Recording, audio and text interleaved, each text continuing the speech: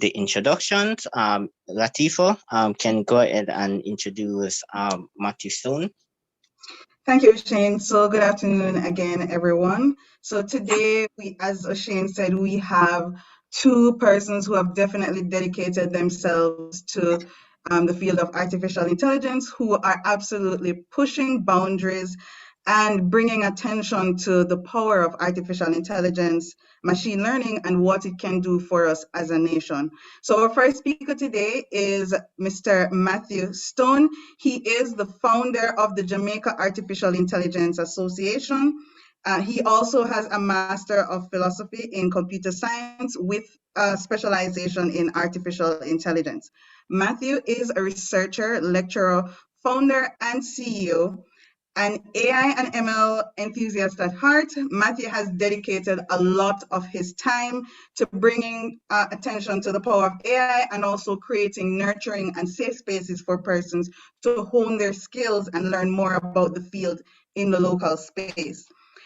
Matthew is also the founder and CEO of Stonax Studios, a mobile development game company, as well as Stone Technologies, an AI-based robotics company, which he started in 2019. Matthew also started in 2021, my apologies. Matthew also started the JAIA last year. And since then, the community has grown. They currently have their meetings every Sunday. And so if you weren't a part of our tech community's meetup last October, we'll definitely send out an article with more information on that community later on. Keen to own his own skills and bring others along, Matthew also conducts research actively and lectures at the University of the West Indies, Mona. He's also the lead currently for their special interest group in artificial intelligence, and among other things. So I'll let Matthew let you know what he's currently working on. But without further ado, let's welcome Matthew. As usual, you can use the reaction button at the bottom of the Zoom panel. Matthew? All right, thanks, Latifah, for that introduction. So good afternoon, everyone. My name is Matthew Stone. So I guess I'll go right into the presentation.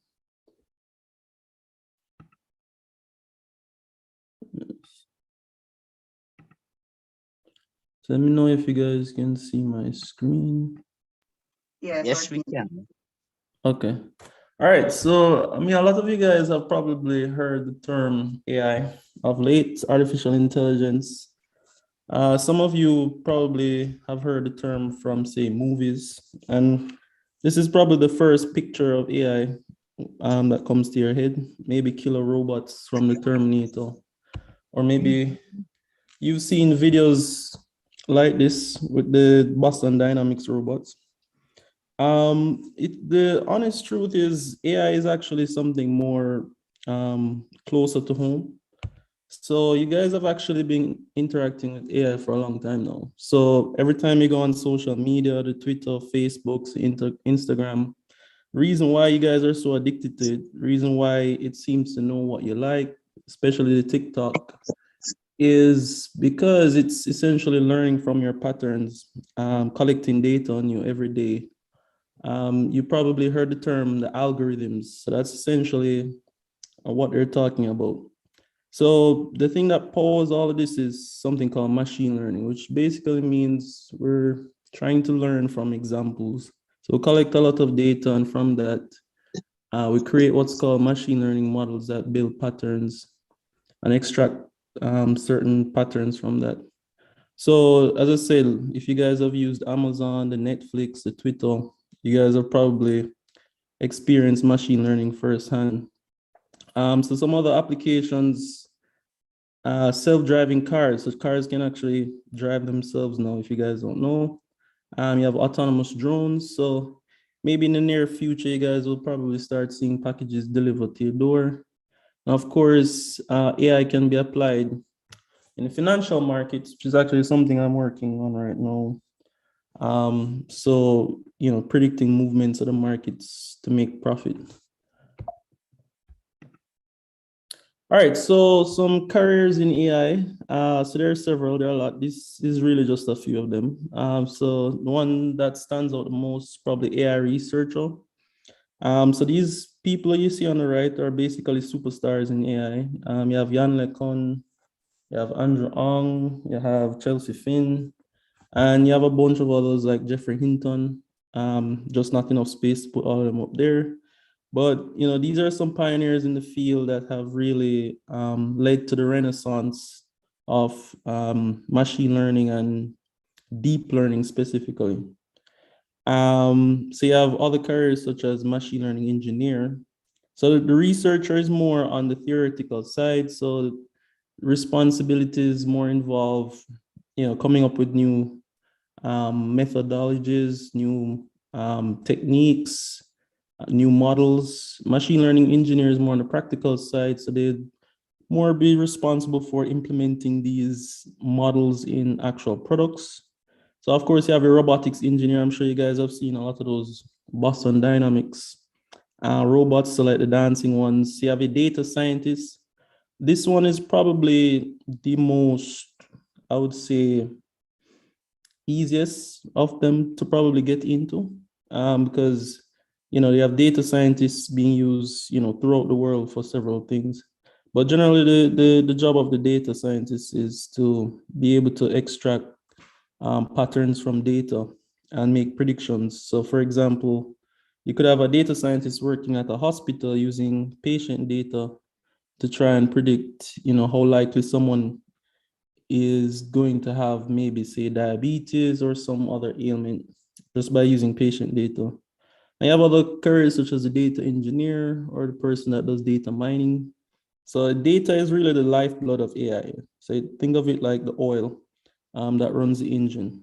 So without data, there's no AI really. So you need people that are able to collect and process and clean massive amounts of data. So you have petabytes of data that you guys generate on a daily basis when you use all of these apps. And of course, you have business intelligence. So, making good business decisions based on the data you collect. So let me just, I guess, go into two of them, two of the careers that I'm supposed to talk about today. So let me first talk about AI researcher. So I mean, I would have basically given a broad overview of generally what a researcher does. So generally, with research, you come up with some sort of problem, so you have like an hypothesis. So you usually choose like a problem area you want to work in, and you have several, and I'll touch on a few of them here. So let's say, for example, you want to work in computer vision, and then from there, you probably pick a specific problem in computer vision that you want to work on. Then you'd go forward and create an experiment. From that experiment, you get results, and then you'd more or less write a paper. So your fellow colleagues can essentially scrutinize what you wrote. And from there, you advance the knowledge in the field. So essentially a researcher does mostly that.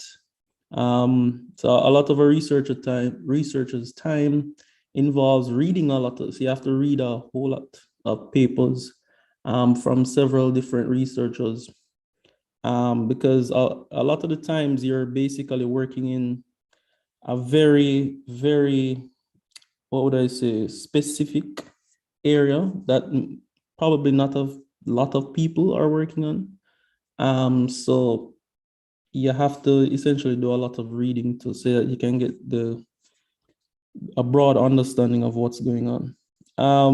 So knowledge of statistics, data science, if it's something that you're interested in, definitely I would say, I'm not gonna lie to you, it's gonna involve some knowledge of math.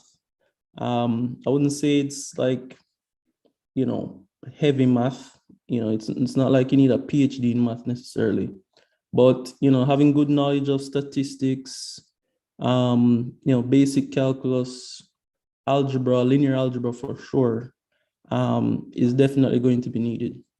And you just generally need to have a curious personality. So like someone who wants to, figure out how stuff works, And the cool thing right now is, I mean, you have the internet, you have YouTube, you have a lot of courses where, you know, even if you didn't say did a course on it, you can easily just learn it online.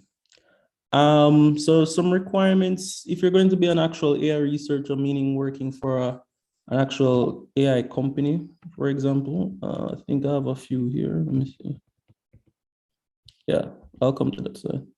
So if you're planning to work for one of those big AI companies, like say the Googles, the Facebooks, the OpenAIs, more than likely you're going to need an advanced degree. It's like a master's or a PhD. So my advice, if it is that you want to get into this particular career, yeah, you'd have the best path, or the easiest path I would say is to go through the school method. So masters, get a master's or a PhD. I mean, there are AI researchers that don't necessarily have like a PhD or a master's, but you know, those are rare. So most researchers have like a master's or a PhD, at least a master's. Definitely, you still need to know how to program. So just because you are an expert in AI doesn't mean that you forget things like time complexity and data structures. Like you still need to know that stuff, because if you're going to get into any of those companies, they're still going to put you through the same vetting process.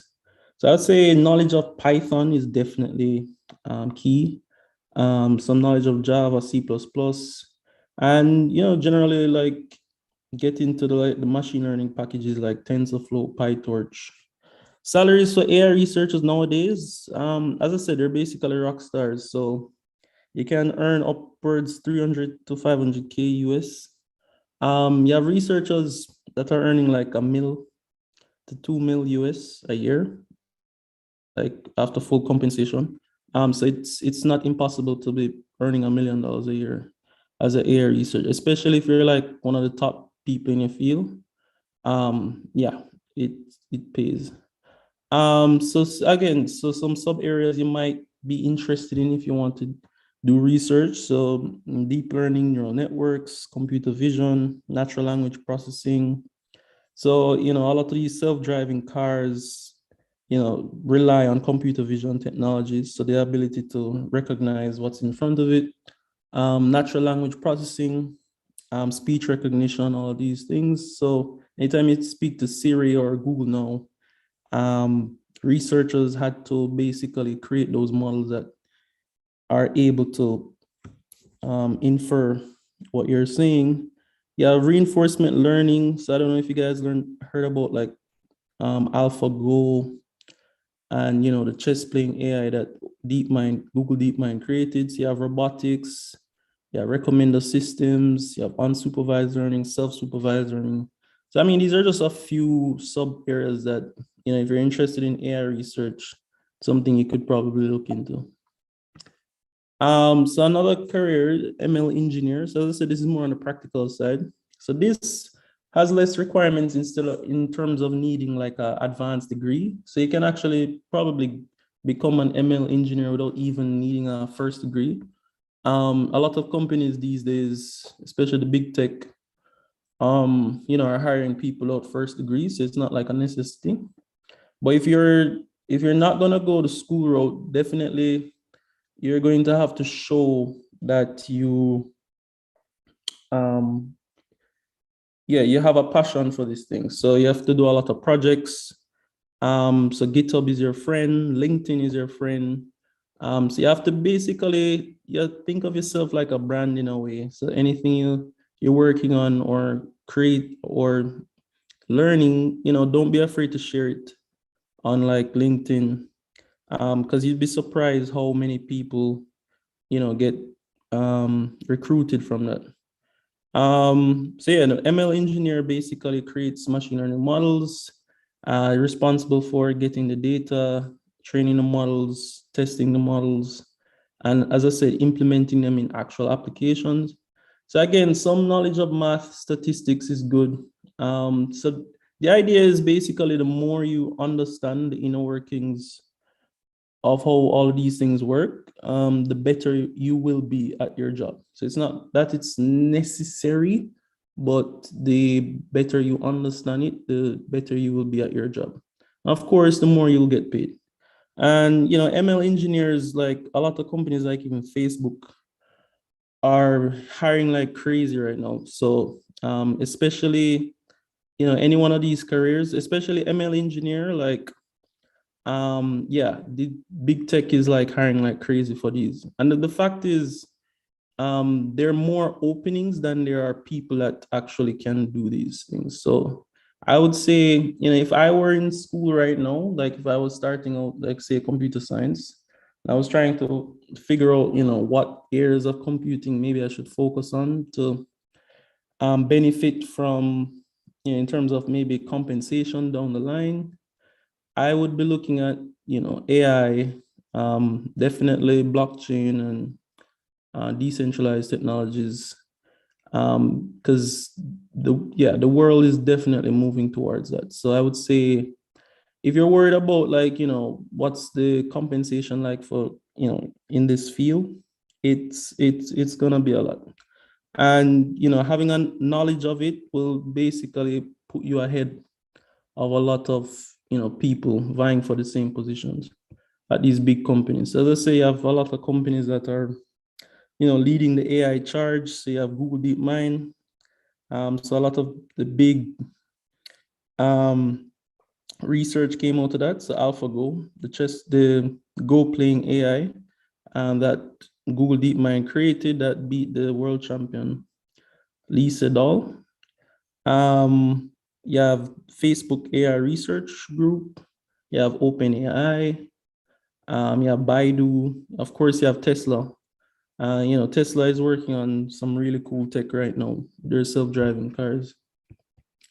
So how do I get into it? So, what's the best path towards this? So as I said, if you're looking to get into specifically AI research, my advice to you is start small, start looking at like, tutorials online generally, what is AI, what is machine learning, learn about the different subfields of machine learning. Then you can start getting into like reading the papers. Once you can start understanding like the foundational papers, then everything from there is really just building on top of that. So that's kind of how research works. Everybody more or less builds upon previous work. But as I say, if you actually want a career as like a researcher, definitely my best advice to you is to try to get either a master's or a PhD in the field. If you can get internships or residency, residency programs abroad, you can try applying for jobs. But the main thing here is to make yourself visible. Like, don't think you're just gonna put some stuff on a application or on your resume, upload it to say Google DeepMind or Facebook, and they're just gonna give you a job. You need something that makes you stand out. So I would say, think about what could make you stand out. So whether maybe you can do some tutorials, write some blog posts, and you don't need to be some genius. Like a lot of these blogs, posts, and tutorials, they're literally copying each other. So like you could literally watch a tutorial and then more or less put your own spin on it, sort of showing what you learned. And from there, I would say, try to see how you can, I don't know, come up with some projects and like actually work on them. But I would say before you do that, yeah, actually do some tutorials. Try to understand what has already been done and see if you can do it yourself. And Kaggle is also your best friend. So think of Kaggle as like the hacker rank for machine learning. So you have a bunch of data sets on Kaggle and you have people that actually compete to build machine learning models. Why you should do AI? Well, of course, contributing to knowledge. So, AI right now is a very exciting field. There's a lot to be done. There are a lot of open questions, like what is consciousness? Can we recreate consciousness somehow on a machine? Are neural networks the best path towards that? So trust me, there's a whole lot more interesting questions we haven't even really delved into yet. AI fairness, so that's a big thing. And it's something I've been talking about a lot. It's why I've been pushing for, AI development in, places like the Caribbean and Latin America. Because as I said, AI, it works on data. And if AI is supposed to be this ubiquitous, inclusive tool that can help humanity, then it has to work in not just developed countries like the States and Europe, it has to be able to work well in developing countries like the Caribbean, Africa, Latin America. And I think for that to be done, we need research to be done in these specific areas, because there are problems that these companies, these big tech companies don't even know about, that we have, that AI can probably solve. I think someone had used AI to detect potholes. So even things like that, probably something, first world countries don't necessarily have a problem with, but we have a problem with. Yeah, I would say that's one big reason why I think there should be a push for AI development out here or locally. But also in terms of ethically. So I don't know if you guys have heard about the incident where Google Photos were predicting images of Black people as monkeys or stuff like that. And it's not necessarily like a malicious thing, like the AI researchers are like, oh, we're gonna do something racist today. It really just comes down to a lack of data. Most of the data that they probably had were of lighter complexion. So even things like that, it comes up a lot. And of course, it's cool. I mean, look at this dancing robot right here. Like, who wouldn't want to work on something like that? And yeah, I mentioned this a lot in the presentation. There's, it's estimated, the market for artificial intelligence is estimated to be worth trillions and trillions of dollars in the near future. So, think of in the 90s when you had like the web and the dot-com boom. We're sort of on the cusp of that right now with sort of AI and decentralized technologies. So yeah, you'd probably want to get on that money train. How can I learn? Well, books, if you're into reading books. If you're not into reading books, YouTube. These are some good YouTube channels. Let's say check out 2-Minute Papers, 3 Blue, 1 Brown, Coursera, Udemy. You guys know all of these course sites because you probably use it before as as computer science students and practitioners.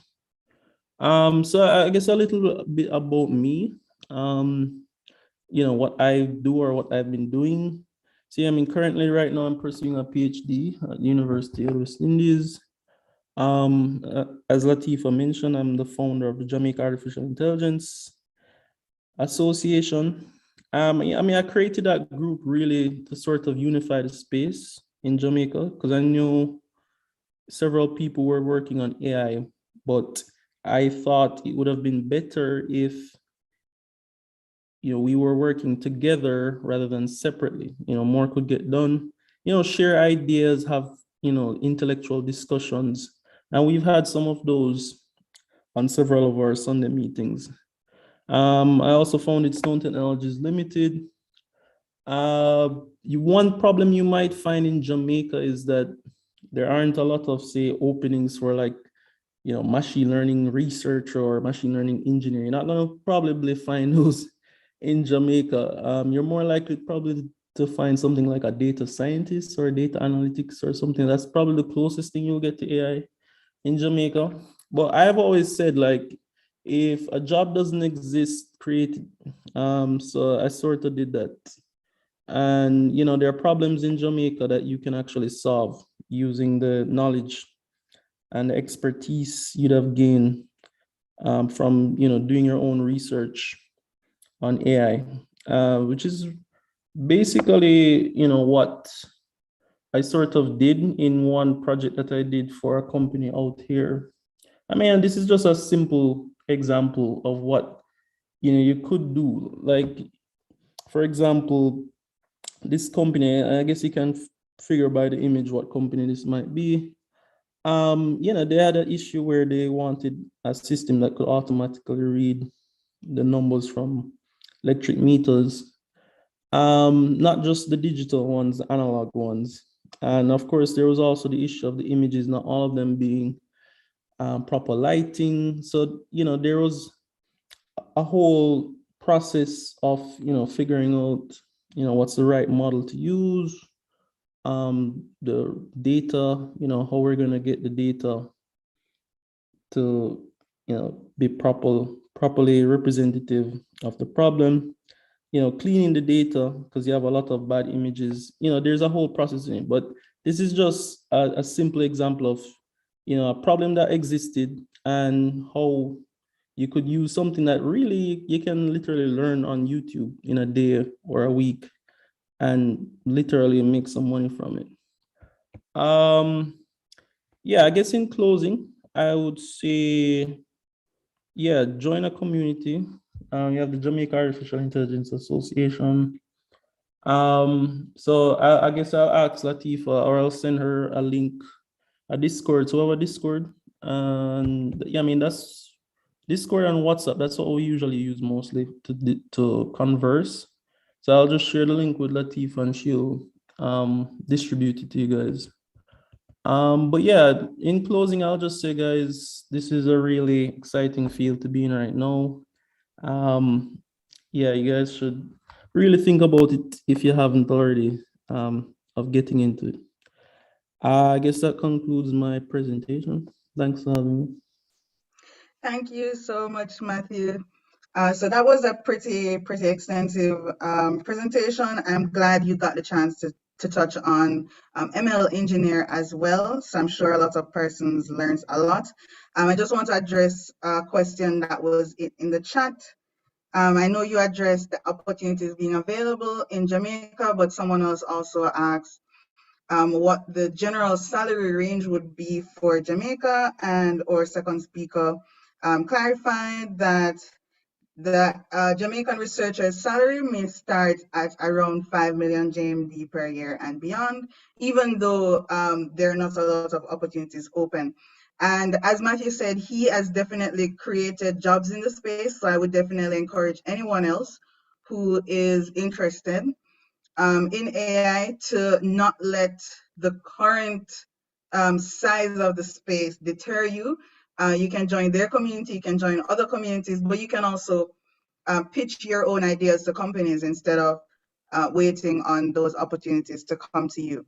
And as God Bennett said, individuals and groups like the Matthew, he and the JAIA will over time change what the current status of artificial intelligence is in Jamaica. It's just a matter of continuously pushing and working hard to keep bringing attention to the power of artificial intelligence and why we actually need to invest in it. So thank you again, Matthew.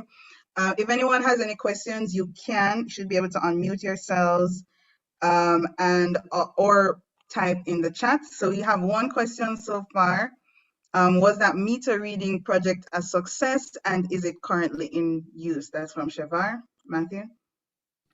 Yeah, I mean, we got it to work. As to whether it's currently being used, I can't really tell it specifically. Yeah, but I think it should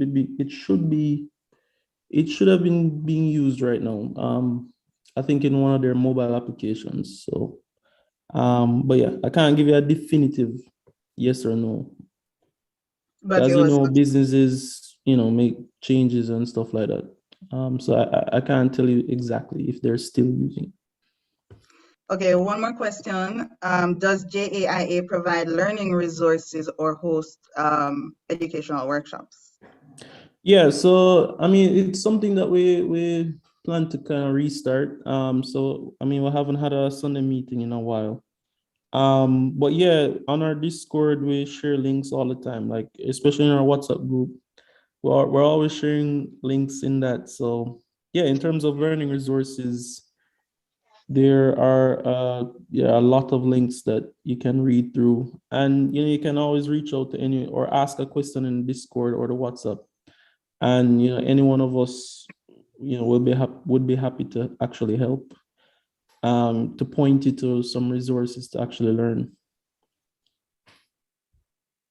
Awesome. So David, that should be good for you. Do we have any more questions? Just I'm not going to add any more to that, so because we do want to get through the next presentation in the interest of time. Okay, so final question for this presentation. If you get a PhD, okay, I'm pretty sure, yes. So, okay, so the question is, if you get a PhD, would you actually be Dr. Stone? And I'm sure the answer to that is yes. Well, that's generally what that means. I think that was a pun because of Dr. Stone from the moon. Oh, yeah, I get it. Okay, okay. Yeah. Oh, it's the anime. Okay, my bad. I Yeah, thought I know it the was the anime. movie. Dr. Stone. Yeah, right. No problem. Okay, Kareen's asking, how likely are you to find a mentor willing to guide you personally in the field? I believe that will come down to you reaching out to the person. So the first thing you could do is join the JAIA, and that will open you up to persons who are, that space alone will be nurturing enough to provide a guide for you. So that's the starting point. Matthew, do you want to add to that?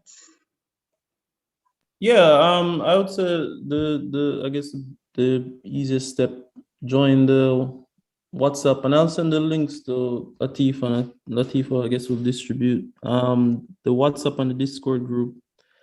And yeah, just ask, and yeah, any one of us would be happy to walk you through sort of how you get started, because it can be hard to kind of sift through the weeds, because there's a lot of information out there. So having somebody who's already been through it to kind of help you along, is very, very good. So yeah, I would say, yeah, just join and reach out. Awesome. Okay, so Samaria, if you don't mind, I'm going to leave your question until end of the next presentation. Oshane, could we go back to the event slides? So our next presenter is God Bennett. He is also very active in our local space. Okay, and so let me just continue now. So he is the manager of the AI Center for Excellence for Africa. He is a researcher and entrepreneur, also in the AI field. So he, to begin, he's the lead lecturer of the Universal AI Diploma course at the Advanced Solutions Technical Institute, along with being manager of AI Center for Excellence. And so even though he's in Jamaica, he is working remotely and not only helping to bring attention to artificial intelligence in the Jamaican space, but also helping to develop that field in the African continent. See, he has applied himself to many, many different areas and is a true AI ML enthusiast at heart. He has created several technologies, and if you check his LinkedIn or any of his blogs, you will see much reference to that. He has written numerous publications and books, which you can find on Amazon. One notable being Artificial Neural Networks for Kids. And he also, for us, just scratching the surface of the long list of accolades, we note that he is also the founder of an AI-based robotics company called Robotize JA, and has recently spent his time working on two new creations, Air God, an AI-driven car, and Cryptoscene, which is an NFT that you can talk to. I'll let him expound on those two a bit more in his presentation. God Bennett.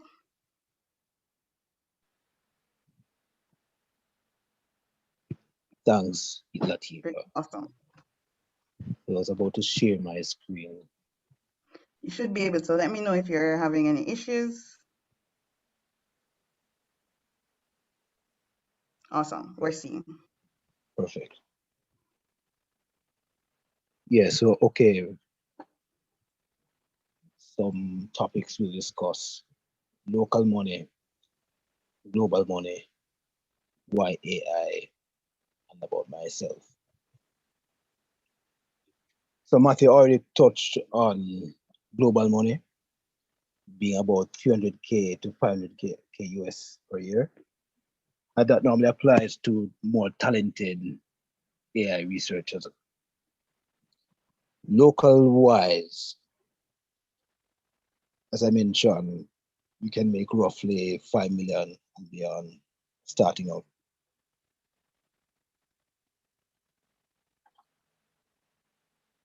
Okay, so why do you really need to do AI? On the social side, we can refer to my article, the article, Why Jamaica Urgently Needs a Minister of AI. And when I thought about having this role, I was actually stunned to find out that I'd been beaten at this idea, at generating this idea, because Abu Dhabi already instantiated this role. So in short, the global economy will yield about 80 trillion in market cap brought to bear from AI. I know Matthew mentioned the trillion mark, but in particular, it's worth about 80 trillion, or it's predicted to be worth around 80 trillion, according to ARK Invest. So what are some social fallouts from not particularly embarking upon AI? So 800 million jobs are actually predicted to be lost to automation up until the year 2030, predicted by McKinsey Global Institute. A similar prediction here by Bank of America. And already 20 million jobs have been lost in America. So this is particularly why we need to engage in AI as much as we can. All right. So someone else asked, what can you do to actually start doing AI? So I'm actually lecturing in a diploma now pertaining to AI. And this diploma was designed for non-programmers, starting from the ground up and beyond. So designed for people of GSAT ranking up to PhD ranking. And one thing I offer in this diploma that may not be available in, for example, the UWI's layout is a fundamental artificial neural network session or cyclical session. So this is the actual diploma that you're seeing now. And it designed based on your level or the individual's level. So their pathways are starting points for people who know Python and know GitHub and so on. And you learn what GitHub is. So at the end of each week, for example, in this diploma, we have a cyclical live neural network session where I go through from scratch without using any machine learning libraries, how to construct an artificial neural network. And what that does, it lends the individual confidence to navigate machine learning libraries like TensorFlow or MXNet, similar to what Matthew may have used for his vision system pertaining to the meter detection. So a quick description about where AI is heading. So AI is actually headed, or the goal of AI research overall is to reach something called artificial general intelligence. So there are two forms of AI. Right now, we have AIs that are good at individual cognitive tasks or thinking tasks. So we have AI good at self-driving, or one AI good at that, another neural network good at disease diagnosis, another neural network good at another task. But that's not the AI we want to strive for. We want to strive for an AI or one neural network-like structure that is good at multiple tasks. That form of AI is called AGI, or Artificial General Intelligence, and we don't have that yet, which is estimated to arrive by around 2029. And why that year? That was actually predicted by Google's Ray Kurzweil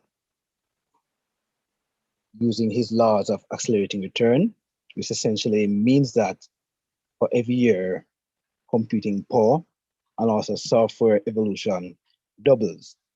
So there's an exponential rise in software power and computer power.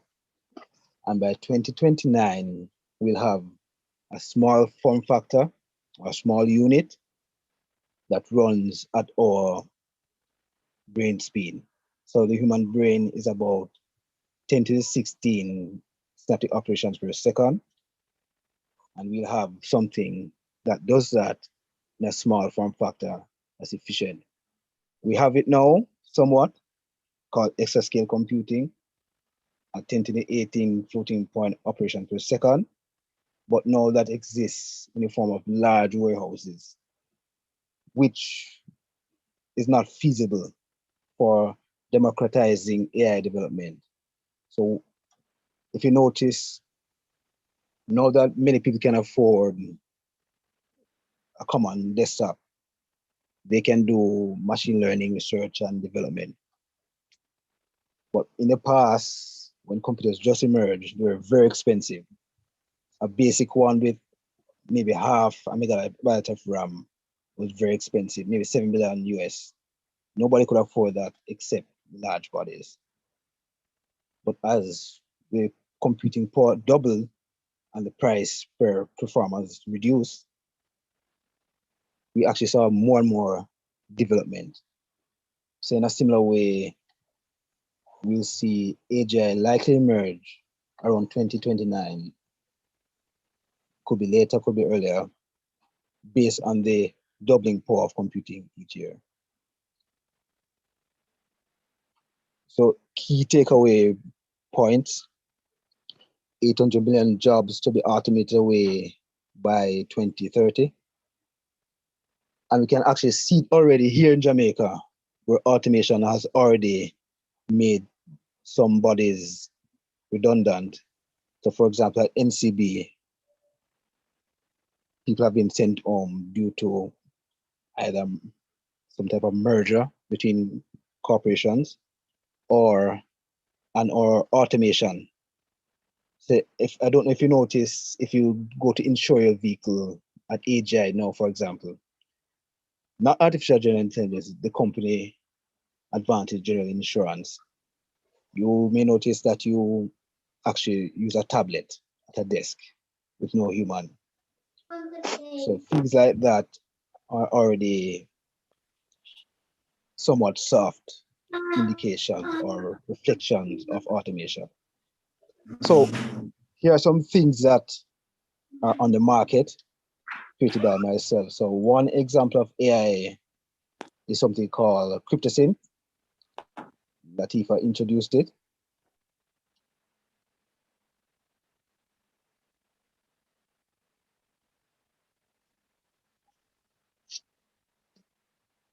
So essentially this Cryptoscene entity is a recurrent neural network based model and also a generative adversarial neural network model. So this works by firstly, a completely artificial being is generated in 2D format. So you see here, the images at the top are actually fake people generated by a gun, generated by artificial neural network. It's a form of neural network, followed by a program which converts that 2D fake person to a 3D fake person, bring the same resemblance. And then essentially, I combine those into a conversational agent, which I sell as an NFT on a popular blockchain. But of course, I open source that. So the blockchain buyers do get some bonuses, but there's also open source, so you can aim to understand how this works. So this is the blockchain, and these are some units. You can see that there are 9 owners so far. The prices range from 0.08 ETH to about 2,000 US. 0.08 ETH. Let me check that value. Which is not a lot. It's about, sorry, put the point. 0.08. Yeah, that's not so right. 0.08 ETH is a very small value, maybe 5 US if I'm not mistaken. Yeah, but anyway, so that's one example of what you can do with AI. You can create smart conversational agents. Here's another example. Exim, developed for my Honda Civic. Yes, my name is God. I also have the same name on my plates. If you live in Kingston, Legany, you may notice this vehicle pass every day. So Exim was based on Cryptoscene. So it's actually a downgraded version that can run on the Civic. You have to jump through a few hoops because the Civic actually uses an outdated form of Android. I think it's 4.4 if I'm not mistaken, compared to 30 plus version existing now. So let's just watch a quick clip of Sim, me interacting with Sim by voice directly.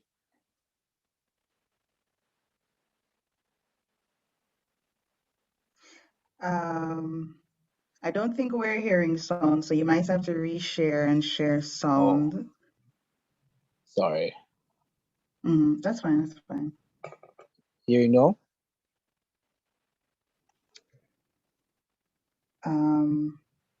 No. Well, let me know if you guys are hearing in the chat. I'm not hearing us yet. Right. Okay, Jason says he's not hearing, so it should be on the Zoom.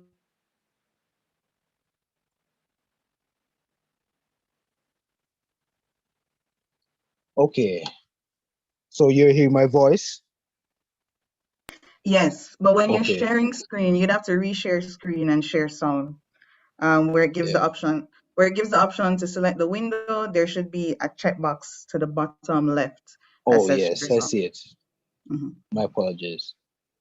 That's okay. Yeah. Right, we're hearing now. So here I'm interacting with Exim directly by voice.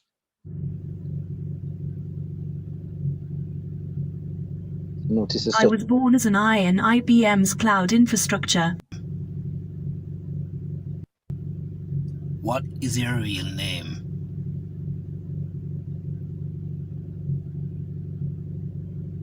I was born as an I in IBM's cloud infrastructure. Yes, that's a quick clip. Thanks, Latifa. That was a quick clip of Exim running on my Honda Civic. And all of this is open source. You can access all of this code by going to my portfolio, g0d.rf.gd, my portfolio page.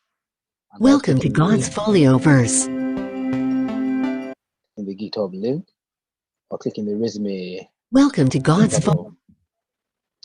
Let me just paste that in the chat for convenience. Yeah, so that's just another example of open source. Another example of open source or AI application is using AI to do COVID-19 diagnosis. Who here has done a COVID test? Yes, it's very unpleasant, I hear. I actually developed the world's first known COVID-19 diagnosis tool, open source at least, using a pre-trained pneumonia model. And I have a paper for this as well, because what I actually found is that pneumonia, COVID-19 is a form of pneumonia for several cases. That means it's optimal, or it was optimal, to use a pre-trained model.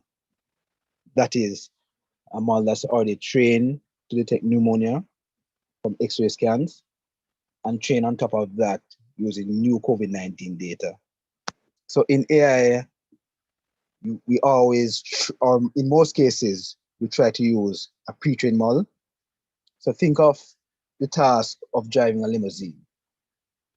To drive a limousine, you wouldn't hire a person who just began to drive. You would hire somebody who has had driving experience. So in a similar way, in machine learning, we try to find people who are already trained on a task. In other words, pre-trained models. So most of my projects normally concern pre-trained models. And to close out, there's one thing that's not pre-trained. And so of all the things on the resume here, this one-page resume, most of the things are concerned rather pre-trained models. But there's one thing that I'm working on now as a new form of deep learning called supersymmetric artificial neural networks. There are many forms of neural networks, but none of them concern supersymmetry, or rather using quantum mechanical supersymmetric related matrices, or supersymmetry related matrices. Basically, in machine learning, in the history of machine learning, in short, the more complicated numbers we use to try to do a task, the better results we saw. So in the early days, we used to use mathematics or structures that make use of integers, numbers like 10, 1, whole numbers. But as machine learning progressed, people started to use machine learning models concerning decimal numbers, with points. That way you can represent more of your tasks in the neural network or in the AI model. So this model now is about using, yet again, more complicated numbers. So one physics person has co-authored or written about this work. And for people who do physics here, we can get a nice review of what this model concerns. Yeah, so to really close out, another use of AI again, generative artificial neural networks, or sorry, rather reinforcement learning. I'm also working on a game called Extortionist, or Scammer, set in Montego Bay, of course. And the goal of this game is to really use the 3D environment as a space to train pre-trained autonomous models on third world driving behaviors. Matthew spoke about the bias where companies models or algorithms have a bias towards a particular racial group. And many times it's not intentional, it's just that the environment where the researchers stem from normally comprise of a majority of some particular race, which normally leads to these types of bias prediction or bias machine learning operation. So this is why I started to develop this game. We had Caribbean environment to try to address biases or potential biases in self-driving systems. So this is a quick demo of machine learning model in action. Again, all open source of that system. And one final thing I want to touch on is the importance of education in AI. So if we look at many countries, we see that the performance of, or AI performant countries rather, AI performant countries normally have great AI foundation, including education. So AI education seems to reasonably be a function on how well that country performs. So back in 2016, I tried to start something called Machine Learning Jamaica Institute, which I then thought would be the world's first university for AI. But then you had several online resources for AI and deep learning, like Coursera and so on, as Matthew pointed out. But this sought to be the first physical building and university for AI. But I addressed the then now defunct education minister, and it didn't get through that time. But this eventually turned into the diploma now. So again, anyone interested in starting AI from a non-programmer basis, this could be the diploma for you. It's slightly harder than, I wouldn't say slightly, but it is somewhat more challenging than a typical diploma, because again, we go through writing foundational neural networks from scratch without using machine learning libraries. So I know how to do this now. It's about 1,000 lines of code, but it's very interesting because you're actually learning to write an approximation of your own brain in code. Mind you, neural networks are loose approximations of biological brains, but it's powerful, I think, to store and understand at least a foundational premise of biological brains. So that's it. Oh, I forgot one thing. Matthew mentioned pothole detection. That's another one of my projects. This was actually, and still is, being featured by NVIDIA. Machine learning, a lot of machine learning happens in part, a core part, a crucial part due to NVIDIA. One of the biggest machine learning starts in deep learning stem from the use of NVIDIA GPUs. GPUs are the same thing you find in gaming computers, are actually excellent in machine learning or deep learning. Because of GPUs, they have a lot of parallelization, to enable matrix multiplication in AI. We don't need to care about that initially, because the machine learning libraries abstract that away, hide that away from us, end users. But that is who NVIDIA is. So this project actually used an open source desktop project and converted that into a mobile format. And that conversion work is what was featured on NVIDIA's page. So you can, if you go to NVIDIA, you can actually see my project.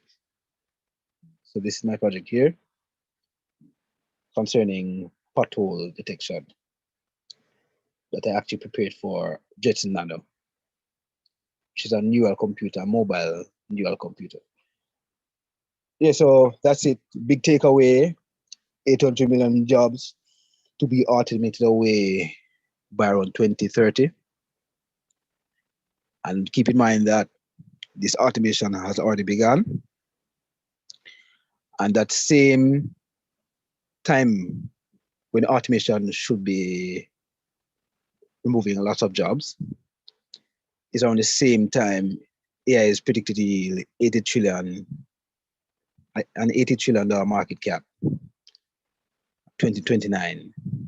So it may be exigent to build out your portfolio in terms of machine learning. Yeah, so that's pretty much it. Thank you, Godwin. I'm sure that a lot of persons have questions, but before we jump into any of those questions, you can leave them in the chat. As a reminder again, I just want to touch on your current role teaching the Universal AI Diploma. So you spoke about what the diploma contains, a lot of the projects you're working on, but could you tell us what the journey was like to that role? So after well, first, where did you do your master's, and secondly, how much did your educational path versus your projects contribute to you getting that role? Hold on. No masters. No master's. I stopped at the bachelor's in computer science. Interesting. Back in Yeah, 2016. I do apologize about that. It's from my side. I thought you are doing towards getting the master. No. Yeah, so the last work I'm doing is supersymmetric artificial neural network. That's PhD grade, but I didn't actually do that inside of UWI. Back in 2016, I was trying to advise, and I pointed this out. Let me share one more time. I pointed this out. Yeah. Continue. Sorry. Yeah, actually pointed this out in the Gleaner. Let me just quickly refer to that. Why Jamaican needs. Yeah, so in 2016, in a face-to-face talk between the AI lecturer and myself, I actually tried to advise her or them to add neural networks as a course. Because back then, when I graduated, there was no modern machine learning. You could perhaps write a descriptive topic or essay on it, but there's no real neural network or machine learning class or course there. That's why I did not opt for any masters out here. So I actually developed the Machine Learning Jamaica Institute, seen here. And that actually did a few neural network sessions. One was at ITS 2019. I think that was an Irish company that came here, a conference. And I did that. And eventually I spoke with or contacted Erica Simmons, sorry, who was then head of Center for Digital and Global Innovation at CMU. And then she and I connected with Dr. Peters, who leads ASTI and in association with an accredited body. So that now allowed me to offer this diploma. This diploma is accredited as well, globally accredited. It's not easy to get global accreditation, but Dr. Peters back then saw my curriculum and he saw that the curriculum was designed from a starting point of essentially GSAT and beyond. So he saw that curriculum and admitted me into that sector. So that's really how I got there. Stuff. Right. The reason why I asked that question is because there's always the subset of persons who are not looking to go the degree route or don't have the resources to go the degree route. And so I'm glad that you touched on that you showed the resources that you have and that you were able to touch on a little bit on the non-degree route since you are lecturing. And the conventional thought is that you would need to go through your master's, probably do an MPhil or a PhD, which is definitely true.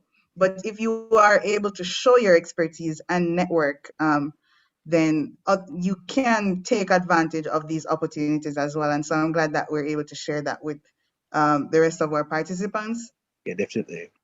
Just to before we close off, I think there was one question that wasn't addressed previously, and also if anyone has any other questions, you can raise your hand or note them in the chat. So there was one question from the last presentation. It says, how does AI look for the blockchain space? So I'm assuming we're getting to how, what's the role that AI is currently playing in the blockchain space? Do any of you guys want to address that? Well, how does AI look for the blockchain space? It's pretty strong, reasonably strong. Well, the question is geared towards like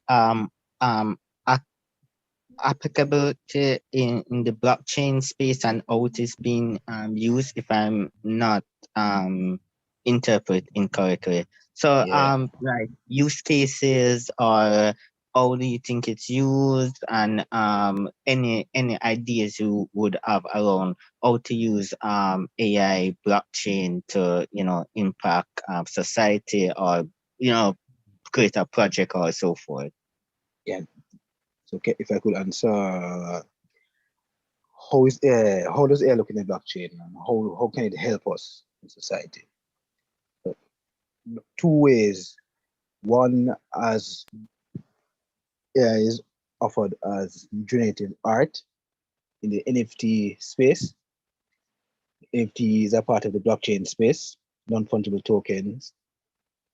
And to who may not know what an NFT is, NFT is essentially a digitally authored piece of work, which is normally unique by author and time. So for example, the Mona Lisa picture or art, it can be copied easily by anyone. However, there's always the original Mona Lisa piece, original in time and by author. So in a similar way, that is what an NFT is. Something, a unique piece of work, authored by time and some person or group. So AI is normally prevalent in generative art, sold as NFTs, and also packages like mine, where you offer your NFT as a picture, just like the art piece. However, you normally offer a package that's unlockable when you purchase that NFT picture. So essentially two things: generative art and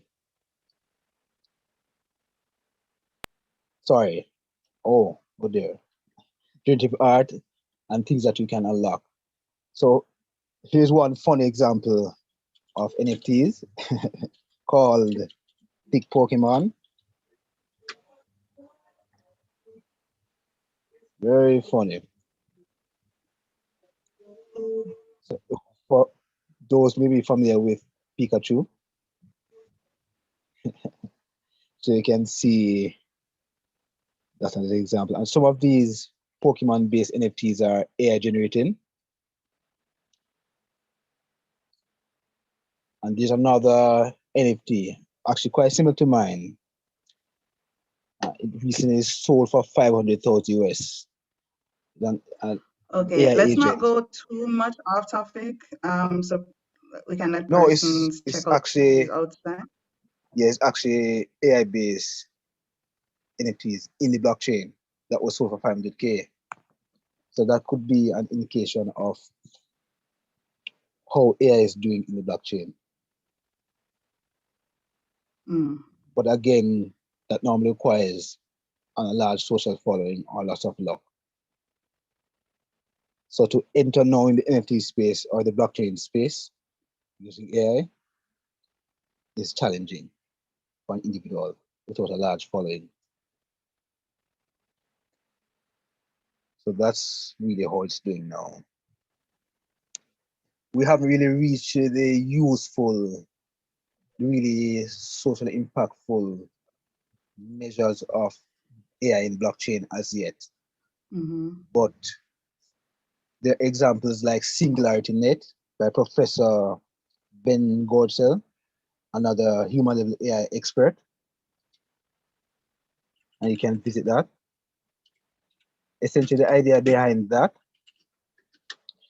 is to democratize AI as a marketplace in the blockchain. So we will essentially have a conglomerate of AI solutions available in the blockchain. So that's one really impactful means, although this is not really open as yet.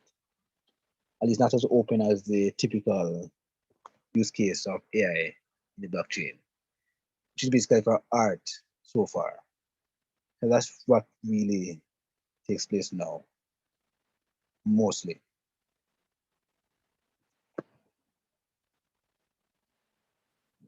Yes, so there's quite a lot of room in that area for us to apply Yeah, a ourselves. lot of Matthew, room. would you like to add to that?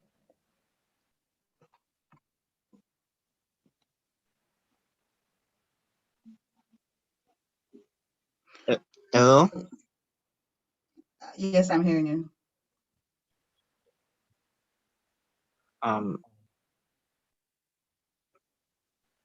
What's happening? So I was checking if Matthew had anything to add, but I don't think Matthew is here. Oh, So yeah, I'm hearing. Okay, great. Yeah, nothing to add. Think, I think we said everything. Okay, awesome. So thank you both again for your wonderful presentations. I definitely hope everyone learns a lot and that we can apply ourselves. We are going to be sending out the link for the JAIA Discord and WhatsApp groups, as well as the Jamaican Developers Community Forum after this event. So keep check on the same social media platforms where you found the link. And if you need a recording of this event, it is you should be able to find it on our YouTube page, Jamaican Developers. We're currently live streaming, so also shout out to all the persons who are live streaming. And finally, we'd like to give a shout out to our sponsors. Shane, if you could bring up our slide. We'd like to give a huge shout out to our sponsors, Vertis Technology Solutions, Particular Presence Technologies, and Asub Limited. For those of you who are interested in speaking or know anyone who's interested in speaking at future career days, do reach out to us at community at caribbean.dev. And if you are interested in demoing any of your projects, no matter how small, do reach out to us at community@caribbean.dev or message myself or Shane on any of our social media platforms.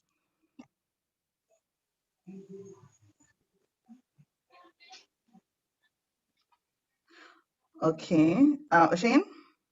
Much thanks, I'm here. Latifa. I'm here. You're welcome. Sorry about that. Okay, so with that, we are coming to an end. Do we have any final questions, queries? Our next event is going to be this Thursday. Please stand by, or it is supposed to be our February demo day. And on Saturday, for those persons who are interested, we will be hosting a session for Google Summer of Code, focusing on how to find and choose open source projects or organizations to work with.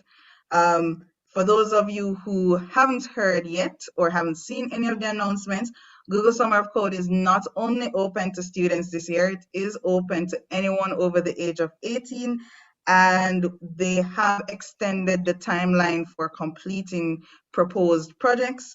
Last year, there were 7 official applications and over 30 registrations from Jamaica, which is the most that we've had thus far. So this year, we're hoping that we can have more applications and have a few persons' proposals be accepted to the program.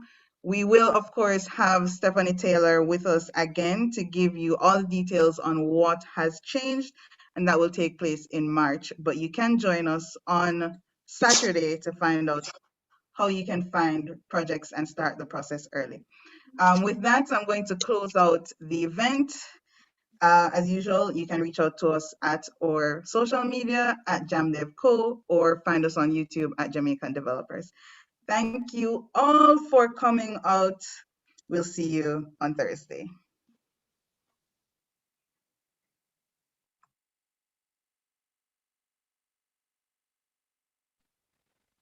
Take care, Latifa. Take care. Have a good evening, everyone.